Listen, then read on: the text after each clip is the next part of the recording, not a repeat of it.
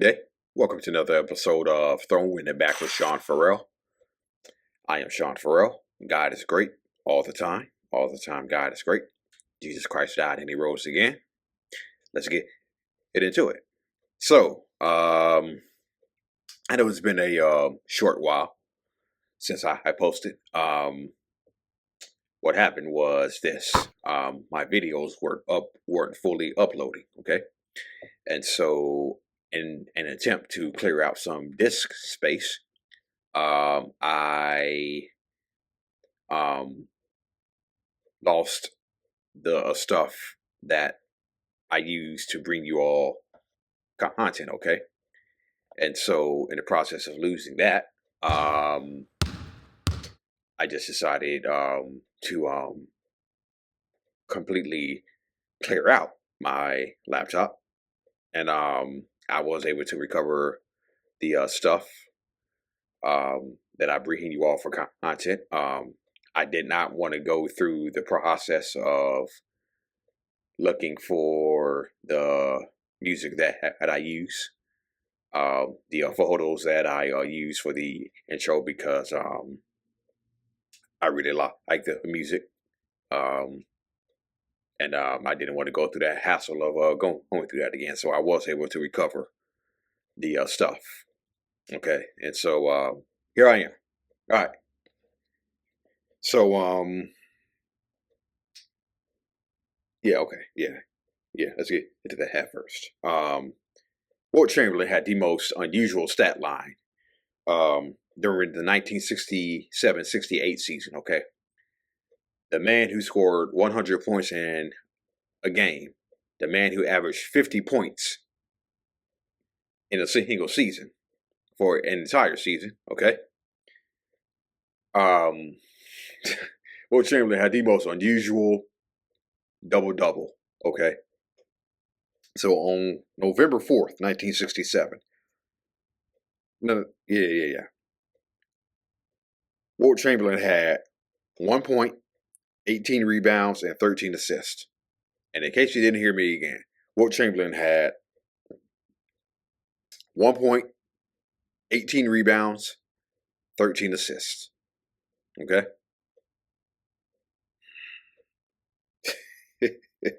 That's the most unusual double-double probably in NBA history, especially coming from one of the greatest players of all time. Okay? I think it's kind of unfathomable that Wilt Chamberlain would score only 1 point in the NBA game. But guess what? He did. Okay? And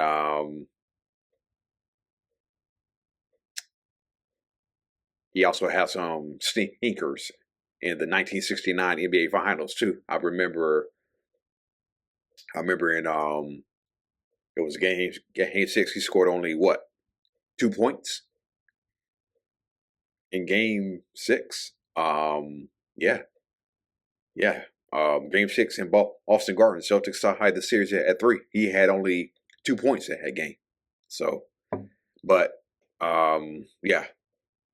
Wilt Chamberlain, unusual double-double. 1 point, 18 rebounds, 13 assists. Highly unusual for Wilt Chamberlain. Okay. So,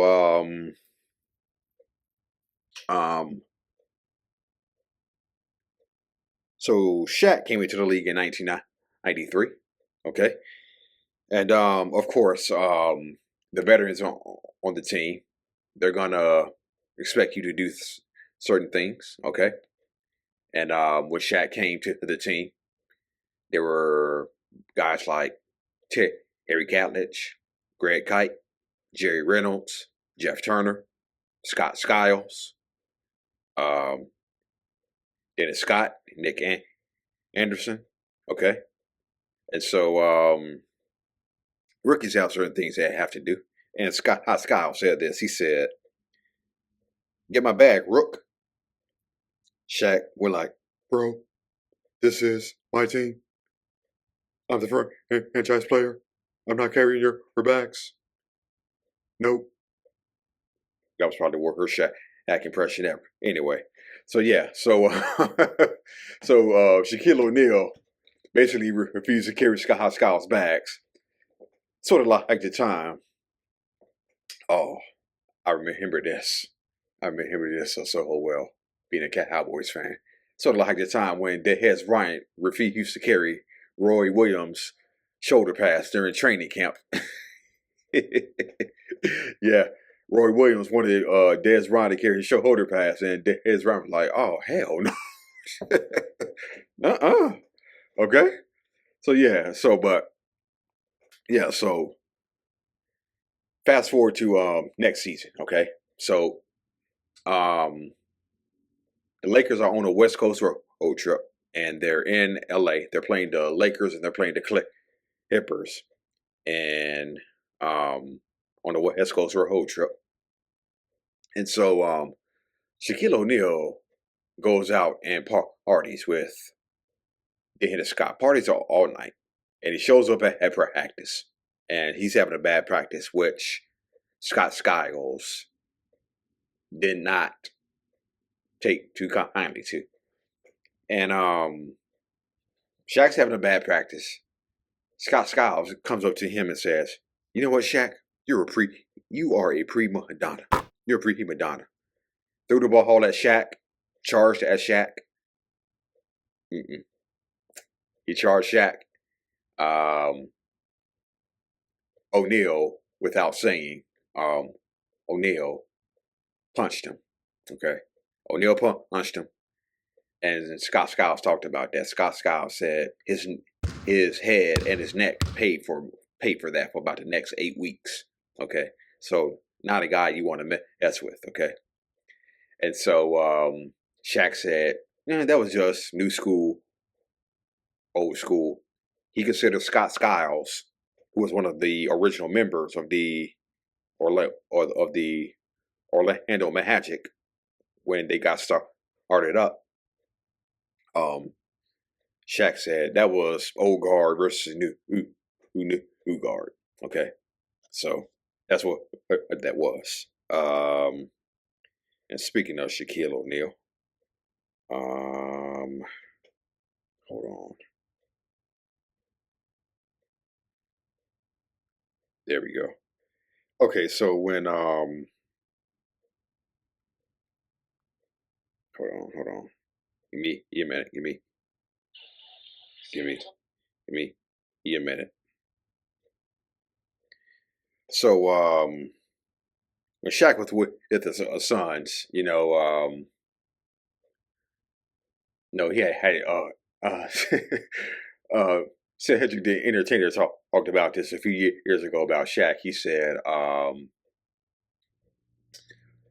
Shaq had all these nicknames. He said the big he said the big era he said the big Aristotle.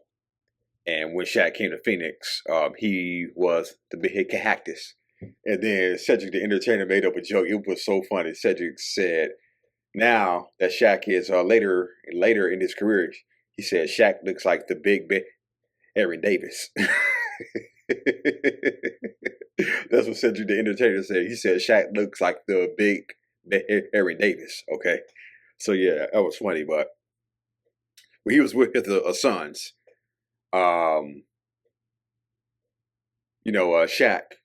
is not, Shaq is not afraid to go after loose balls, jump in the crowd. So yeah. He was going to zone defense on the side out of bounds. Nash.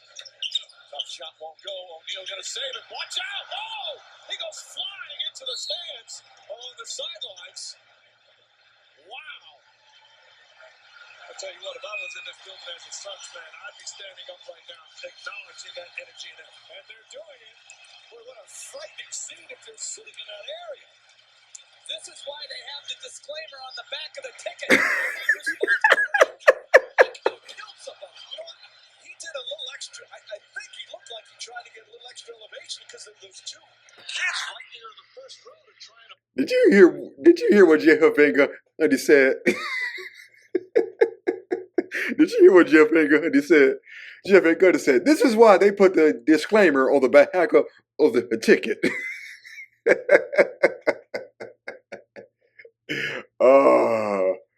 They were so fun together. Mike Breen, Jeff Van Gundy. They were so fun. Mike Breen, Jeff Van Gundy, Mark Jackson. They were so fun together. I love them. I love them. Now you got guys like now he's working beside people like Doris Burke and Richard Jefferson. Go figure. By the way, Halliburton, man,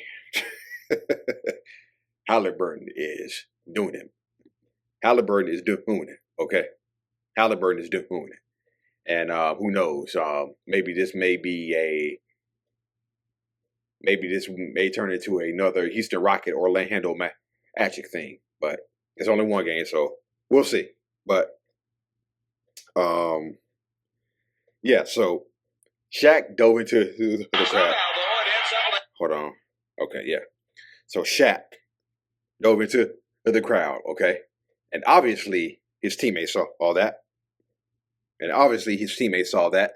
this is what had happened when he was going after another loose ball. Somehow, though, it ends up in the hands of Rudy Gay. He can't finish because Shaq was there. And look like another one of those Superman flying efforts was coming up again. And you saw the sun clearing out. You know, usually your bench guys are going to stay there and make sure you don't get hurt and help you. They said, the heck with this. I am getting out of the way. Watch this. They just scatter. Heck no. There is no way. Mike, Tony's brother Dan was racing over to heck no. You're on your own, big fella. Yeah. Yeah.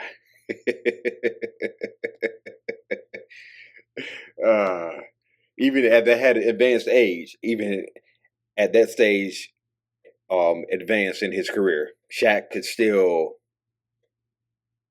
get a little bit of a hop. Okay. But yeah, I just can't get over the fact that Jeff Van Gundy said this is why they put the disclaimer on the back of the ticket. I just can't. That is too funny about what Jeff. That was too funny what Jeff Van Gundy said. That was too funny. All right, that's it, and that's all. We're throwing it back with Sean Farrell. I am out of here. Peace out.